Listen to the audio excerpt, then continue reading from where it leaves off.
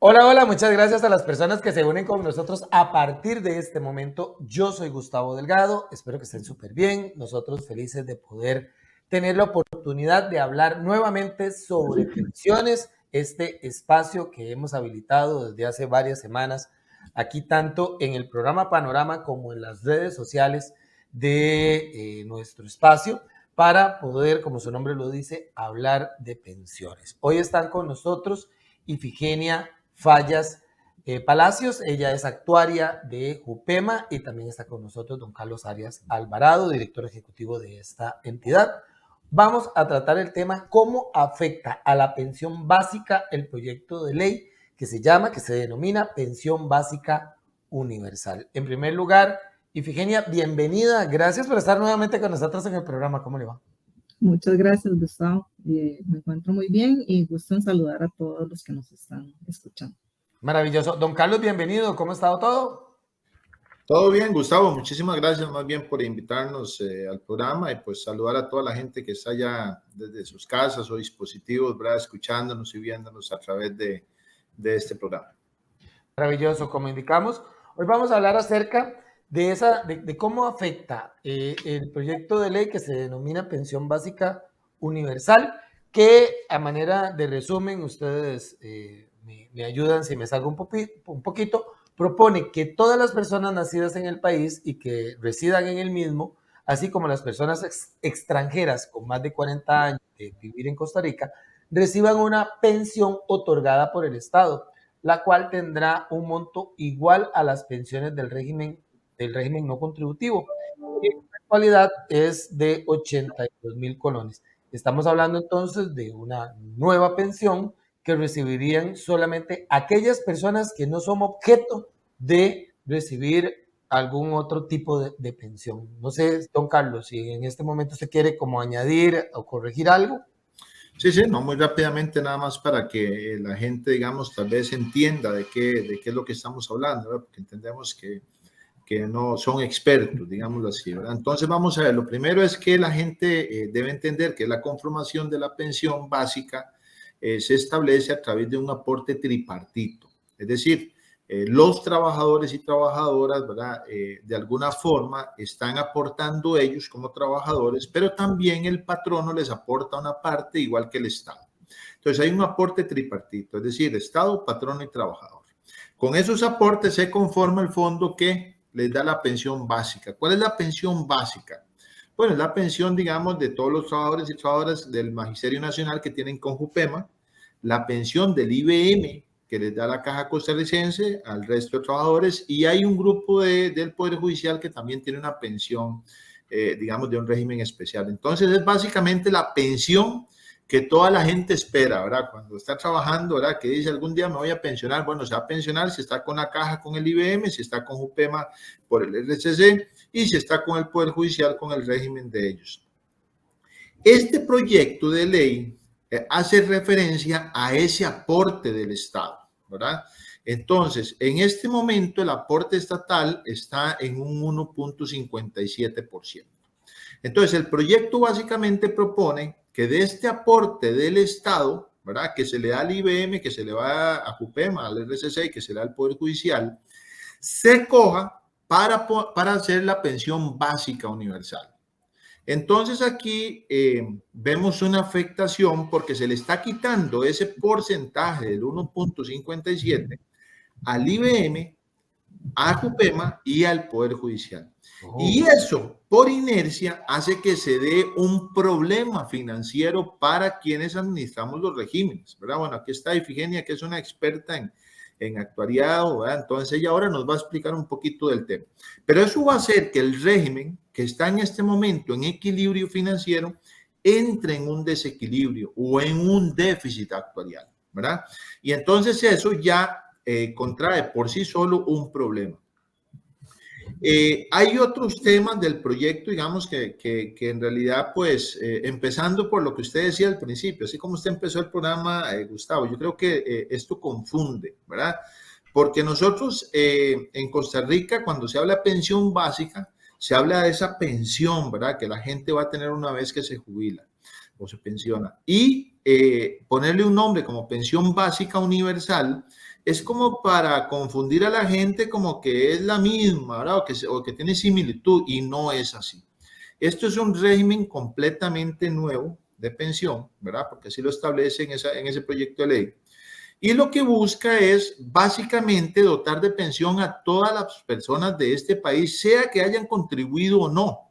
Entonces, ese objetivo general lo vemos maravilloso, ¿verdad? Extraordinario, excelente, es lo que todos queremos. Lo que no vemos es el fondo del proyecto, ni vemos tampoco, digamos, cuál es la necesidad, porque ese régimen ya existe.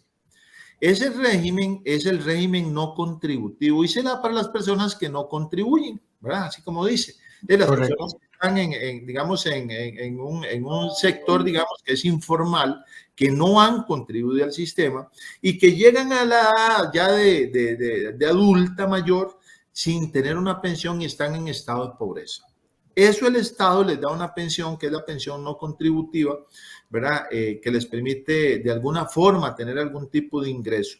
Pero de alguna forma, lo que se quiere con este proyecto de ley es eso mismo, ¿verdad? Pero que sea, digamos, con una cobertura total, ¿verdad? Pero bueno, aquí en Costa Rica se ha definido un sistema de pensiones que tiene multipilar, donde tiene una pensión básica, que es la del IBM, la del CUPEMA, la del Poder Judicial. Hay una pensión complementaria, que es básicamente, la gente lo entiende como el ROP, ¿verdad? Hay una pensión voluntaria, que es para la gente que quiere, y finalmente hay una pensión del régimen no contributivo. Entonces, aquí lo que hemos dicho, Gustavo, es que este proyecto de ley, si le quieren cambiar el nombre al régimen no contributivo, pues que se le cambie, pongan en pensión básica universal, si esa es la idea. Pero lo que tiene que hacerse es fortalecerse ese régimen, ¿verdad? Porque de lo contrario, tal y como está el proyecto, lo que está haciendo es debilitando el resto de regímenes de pensiones, especialmente el nuestro, que está en equilibrio. Sí, muchas gracias, don Carlos.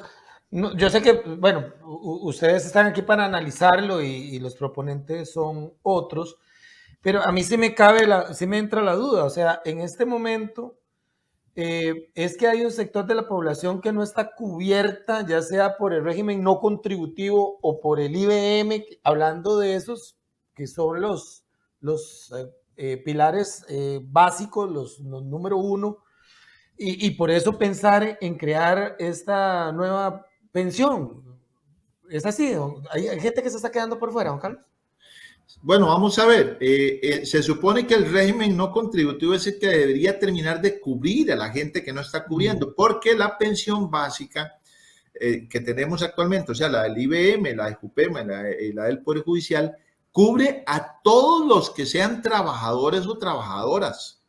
Entonces hay una parte, usted me va a preguntar, bueno, y la gente que no está trabajando, bueno, que está trabajando pero que no aporta, ¿verdad? Esa gente que está en la informalidad, ¿quién los cubre? El régimen no contributivo de la caja, ¿verdad? O sea, eso ya existe. Entonces aquí el tema es un tema de cobertura, es decir, ¿está llegando el sistema de pensiones a toda la población nacional? No, solo llega al sector laboral, a la gente que está trabajando, ¿verdad? O que ha trabajado y que ha aportado. La gente que está trabajando pero está en la informalidad no ha aportado.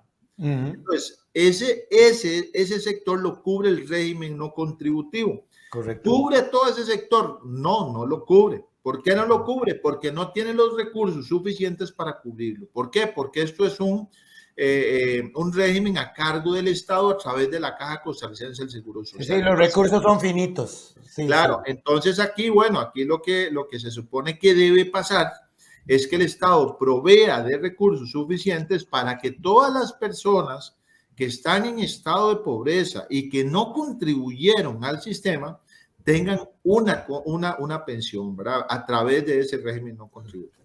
Perfecto, muchas gracias. Y Ifigenia, desde esa visión precisamente usted de actuaria, ¿dónde encuentra usted las mayores implicaciones al IBM o a los regímenes básicos en general de la creación de la aprobación eventualmente de este proyecto de ley? Sí, muchas gracias, Gustavo. Bueno, lo que pasaría principalmente es que al eliminar uno de los aportes, ¿verdad? Tendríamos un desfinanciamiento, ¿verdad? Y eso nos obligaría de alguna forma a cambiar el esquema de beneficios de cualquiera de los 3 regímenes del primer pilar. ¿Por qué? Porque tenemos un pasivo, ¿verdad? O las obligaciones que vamos a tener van a estar basadas en un esquema en el que contábamos con un aporte que ya va a desaparecer, ¿verdad? Pero que a la vez las futuras contribuciones, al desaparecer esa contribución estatal, se nos van a reducir y ahí es donde entra, digamos, se genera el desequilibrio actuarial y entonces lo que nosotros como actuarios tendríamos que buscar es un perfil de beneficios y requisitos distinto que nos permita lograr el equilibrio actuarial, ¿verdad? Eso podría bien ser, por ejemplo, disminuir el porcentaje de pensión en relación al salario de referencia o subir la edad o cambiar el número de cuotas mínimo, ¿verdad? O sea, es una serie de variables que podrían intervenir de manera que logremos el equilibrio actuarial, pero definitivamente no podríamos mantener el mismo esquema de requisitos y beneficios. Sí, yo creo que aquí hay, muchas gracias, Ifigenia. Yo creo que aquí lo que tenemos, porque tengo entendido que proyectos de este tipo, pensiones básicas universales, existen, ¿verdad? En otras partes del mundo. Lo que pasa es que tal vez no tienen un sistema de pensiones como el que tenemos nosotros, ¿verdad? Que ya tenía una pensión básica, que tiene los otros pilares y que cuenta incluso con ese sistema, ese pilar del régimen no contributivo. Entonces, como que de cierta manera, ya aquí en el país estamos cubiertos, ¿verdad? Lo que hay que hacer, y lo que les he entendido a ustedes en otra entrevista que tuvimos sobre este mismo tema, es que en lugar de estar creando nuevas iniciativas, es buscar la forma de refinanciar, de fortalecer el financiamiento de lo que tenemos actualmente. ¿Usted lo ve así, Ifigenia? Es correcto, sí. Es buscar maneras que nos permitan fortalecer, por ejemplo, en este caso, el régimen no contributivo sin desfinanciar los otros regímenes, ¿verdad? Bueno, Porque yo no, estaríamos desfinanciando los del primer pilar para financiar otro. bueno, yo lo creo que, no sé, creo que nunca se tendrá en cero, ¿verdad? Pero habría que buscar la manera en que menos personas estén en el régimen no contributivo. Yo creo que ese debería ser uno de los primeros desafíos país. Ver de qué manera, por ejemplo, todas esas personas que en este momento por diversas razones se encuentran en el mercado informal, ¿verdad? Ver de qué manera se empiezan a cotizar de manera formal, ¿verdad? En el IBM, en el ROP y si pueden incluso en una pensión voluntaria. No va por ahí primero, don Carlos, o sea, no es solamente inyectarle recursos al régimen no contributivo, es también ver cómo se bajan esas personas. Bueno, eso es un tema, digamos, Gustavo, ya digamos como separado, porque en realidad estamos hablando acá de la gente que está en una situación de formal y otra informal, ¿verdad? Entonces, efectivamente, digamos, en Costa Rica, pues andamos en un porcentaje muy alto de informalidad, ¿verdad? Según datos, bueno, Ifigenia, que es la experta, ahora me dice si estoy o no estoy en lo correcto, ¿verdad? Según datos que tenía, anda como por el 40%, ¿verdad? Muy fuerte, decir, muy alto. Muy, muy alto. Entonces, aquí hay un tema de que se debe bajar la informalidad. ¿Por qué se debe bajar? Bueno, porque esa gente no está contribuyendo a la seguridad social, en primer lugar. En segundo lugar, porque de alguna forma hay un tema de estadística, digamos, laboral, económica, financiera, que también, digamos, se está viendo sesgada por ahí, ¿verdad? Y de alguna forma también, pues, es gente que está, digamos, desprotegida, ¿verdad? En la parte esta de las pensiones. El tema de la gente que está cubriendo el régimen no contributivo es un tema que pues, se va a mantener siempre, porque la informalidad siempre va a existir, ¿verdad? Entonces, claro. Aquí el tema es, por un lado, cómo hacemos para bajar la informalidad y por otro lado también cómo hacemos ya en temas de pensiones para dar una cobertura lo más alta posible. Entonces, bueno, el Sistema Nacional de Pensiones es un sistema ideado con esa línea de cómo hacemos para cubrirlos a todos. Entonces, se dio un primer pilar, que es la pensión básica, ahora la del IBM con la Caja, la de CUPEMA con el RCC, la del Poder Judicial, cubre esos, casi que a todo el mundo, ¿verdad? ¿Cuál gente se está quedando por fuera? La gente que está en la informalidad, ¿verdad? Las amas de casa, la gente que tiene por ahí no sé, una venta en la calle, ¿verdad? La gente que tiene por ahí, pues, no sé, produce alguna cosa, ¿verdad? De la tierra y va y la vende, ¿verdad? Esa gente no está siendo cubierta. ¿Por qué no? Porque ellos no están cotizando. Entonces, eso lo resolvió el sistema a través del régimen no contributivo. Correcto, perdón que lo interrumpa, don Carlos. Precisamente, usted lo dice así, lo resolvió. Entonces, volviendo, la pensión básica universal llueve sobre mojado. ¿Me parece? Eso es lo que nosotros creemos, ¿verdad? Porque el proyecto en realidad no agrega nada, es más, quita, ¿verdad? Sí, exactamente.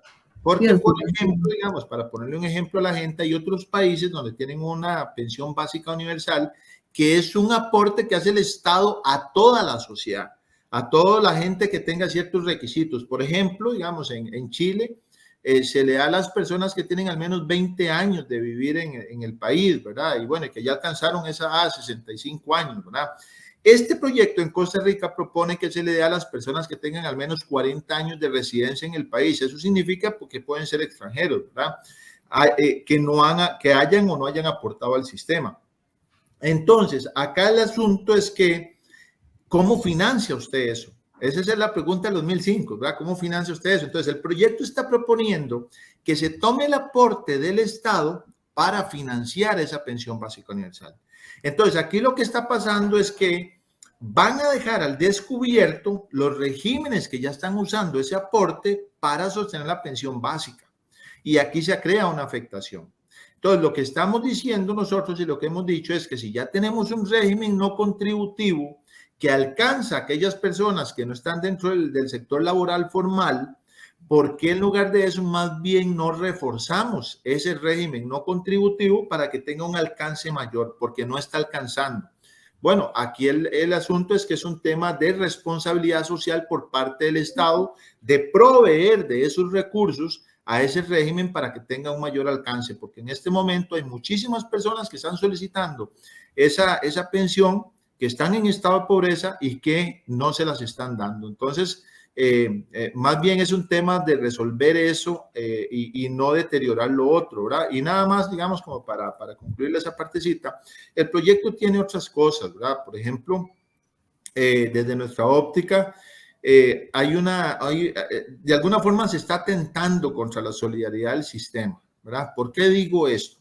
Porque una persona que está, como usted, Gustavo, que está trabajando, ¿verdad? O nosotros dos también, los tres estamos trabajando. Si eventualmente por una desgracia cayéramos en un estado de invalidez, la pensión a la cual estamos aportando nos permite darnos una pensión por invalidez. Es decir, no terminamos de cotizar lo que hace falta todos los años, que hace falta porque estamos inválidos, y nos dan una pensión para el resto de nuestras vidas, porque estamos en un estado de invalidez, de imposibilidad laboral. La pensión básica universal de alguna forma atenta contra esto, ¿verdad? ¿Por qué? Porque aquí, digamos, lo que se propone es que esta pensión básica universal no puede ser sucesoria, es decir, eventualmente una persona que la tiene no se la puede trasladar a otra persona. Es decir, una vez que usted, digamos, muere, ¿verdad? Ya la pensión se quita, ¿verdad? La solidaridad tiene que ver un poco con la invalidez y también con el tema de la muerte. Es decir, la persona una vez que muere, puede ser que el cónyuge, la cónyuge o los huérfanos puedan solicitar esa pensión, ¿verdad? Para poder subsistir. Es decir, si usted en este momento tiene familia y por A o por B fallece, eventualmente su cónyuge, que depende de usted, solicita, ¿verdad? La pensión que usted tiene, ¿verdad? O eventualmente los huérfanos. Bueno, con la pensión básica universal lo que se establece es que esta no se puede suceder. Es decir, una vez que la persona fallece, se termina.